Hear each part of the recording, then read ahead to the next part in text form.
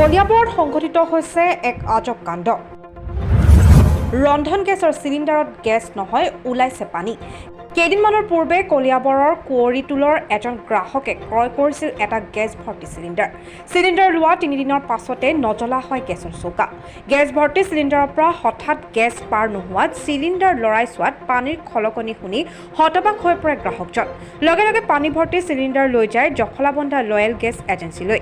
Gas এজেঞ্চিৰ কৰ্তৃপক্ষই চিলিণ্ডাৰটো পৰীক্ষা কৰি চিলিণ্ডাৰৰ ভিতৰত গেছৰ পৰিৱৰ্তে পানী থকাৰ কথা স্বীকাৰ কৰি গ্ৰাহকজনক পুনৰ গেছ ভৰ্তি এটা চিলিণ্ডাৰ দিয়ে। পানী যদি গেছ থাকিলে হয় ইয়াত এনেকৈ ওলালে হয় না। এই গোটেই পানী ইয়াত চব পানী লৰি আছে ভিতৰত।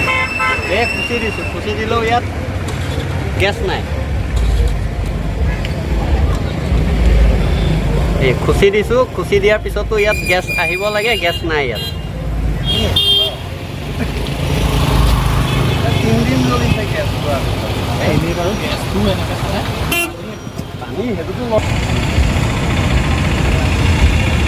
পানী খালি দেখোন আছে পানী, গেছ নাই, খালি বুলিয়ে ভাবিছোঁ চব পানী।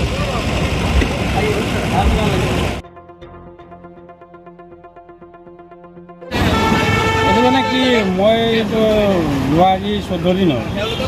14 দিনত যেতিয়া মই চিলিণ্ডাৰটো লগাওঁ, 3 দিন চলাৰ পাছত চিলিণ্ডাৰটো মই নচলাওঁতে মই পাইপো সলাইছোঁ বা চৌকাও চাফা কৰিছোঁ। এই তলতো যেতিয়া নজ্বলিল, তাৰপৰা চিলিণ্ডাৰটো নমাই যেতিয়া চাইছোঁ, তেতিয়া জোকাই চাইছোঁ চিলিণ্ডাৰৰ ভিতৰত পানী। এতিয়া পানী হোৱাৰ কাৰণে মই চিলিণ্ডাৰটো বোলে কি কৰিম, এতিয়া এজেঞ্চিলৈ লৈ যাম। এতিয়া এজেঞ্চিলৈ লৈ গ'লোঁ, এজেঞ্চি মানুহে যেনিবা কথাখিনি ক'লে, কৈ আকৌ চিলিণ্ডাৰটো মোক ৰিটাৰ্ণ এটা দিলে। মই কাকো দুখিবলৈও নাযাওঁ, কাৰণ তেখেতে ক'লে যেতিয়া কামটো কৰি দিলে, কোৱাৰ পাছত মোক ক'বলগীয়া একো নাই আৰু, হয়নে? মোক ক'বলগীয়া ইমানখিনি, কাৰণ পালোঁ যেতিয়া বস্তুটো তাৰ লোকক ক'বলগীয়া। চিলিণ্ডাৰটোৰ ভিতৰত পানী আছিল বুলি তেখেতসকলে পুৰা আছে, তেওঁলোকেও গম পাইছে, স্বীকাৰ কৰিছে। স্বীকাৰ কৰিছে যে কৈয়ে তেনেকৈ হয় কেতিয়াবা কেতিয়াবা।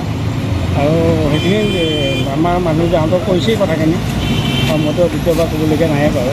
ক'ত হয় বুলি ভাবে আপুনি এই ঘটনাটো? এইটো আমিতো নাজানো যে প্লাণ্টতেই হয় নে নাই বাটতে হয়, সেইটোতো আমি ধৰিব নোৱাৰোঁ। তেওঁলোকক তেনেকৈ কৈছে যে তেওঁলোকে কোৱা মতে ড্ৰাইভাৰে কৰে। এতিয়া ড্ৰাইভাৰে কৰিবলৈ গ'লেতো পাব্লিকেতো পাব। এতিয়াতো সম্ভৱপৰ হ'লে প্লাণ্টতো হ'ব পাৰে বা বাটতো হ'ব পাৰে, সেইটো এটা নিৰ্দিষ্টকৈ কাকো ক'ব নোৱাৰে, হয়নে? এনেকুৱা ব্যৱস্থা আছে নেকি যে ড্ৰাইভাৰে বাটত কৰিব পাৰে? সেইটো আমি ক'ব নোৱাৰিম নহয়। তাততো তোমাৰ লোড হৈ আহে প্লাণ্টৰ পৰা গাড়ীখন লোড হৈ আহে। ইয়াততো তোমাৰ এতিয়া বাটত যদি কৰি আহে, প্লাণ্টততো তেনেকুৱা নহয়। এইটো ড্ৰাইভাৰে যদি বদমাচি কৰি আনে বাটত, সাধাৰণ জনতাইতো এইটো ভৰাব নোৱাৰে, ৰিফিলিং কৰিব নোৱাৰে। কেতিয়াবা কাটছিত ওলায়, তোমাৰ কেতিয়াবা কোনোবা দিনাখন কাটছিত ওলাই যায়। সেইটো হ'লেতো আমি কাষ্টমাৰ ছিগনেচাৰ ল'ম, লৈ পেলাই আমি এইটো পঠিয়াই দিম।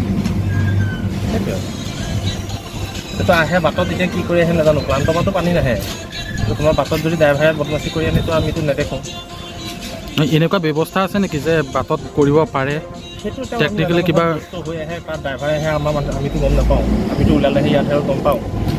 তো উলিওৱাৰ পিছতো আমিতো এক্সচেঞ্জ কৰি দিম। এতিয়া আমাৰ যোনটো ফৰ্মেলিটিছ আছে, কলিয়াবৰৰ পৰা ৰিদীপ শৰ্মাৰ ৰিপৰ্ট, ব্ৰহ্মপুত্ৰ নিউজ।